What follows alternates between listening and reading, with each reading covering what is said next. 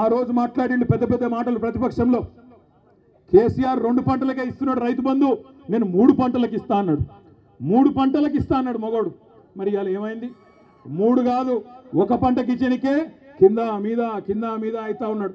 కేసీఆర్ బిచ్చమేసినట్టు 10,000 ఇస్తున్నాడు, నేను 15,000 ఇస్తా అన్నాడు. పడ్డాయా 15,000 ఎవరికన్నా? ఇవాళ మాట మార్చి సిగ్గు లేకుండా 15,000 కాదు, చారిత్రాత్మక నిర్ణయం తీసుకున్నాం, 12,000 ఇస్తున్నా అని సిగ్గు లేకుండా చెప్తా ఉన్నాడు. మోసం చేయడం కూడా చారిత్రాత్మకమట, రేషన్ కార్డు ఇవ్వడం కూడా చరిత్రాత్మకమట. సంవత్సర కాలం నుంచి ఈ రాష్ట్రంలో రైతులను గరీబులను సావగొడుతున్నారు. ఏంద్రా అంటే రేషన్ కార్డు కావాలంటే దరఖాస్తు, రైతు భరోసా అంటే దరఖాస్తు, కులగణన అంటే దరఖాస్తు. రాష్ట్రంలో ఎవరన్నొకరు సంతోషంగా ఉన్నారా అంటే ఒక్కరు ఉన్నారు.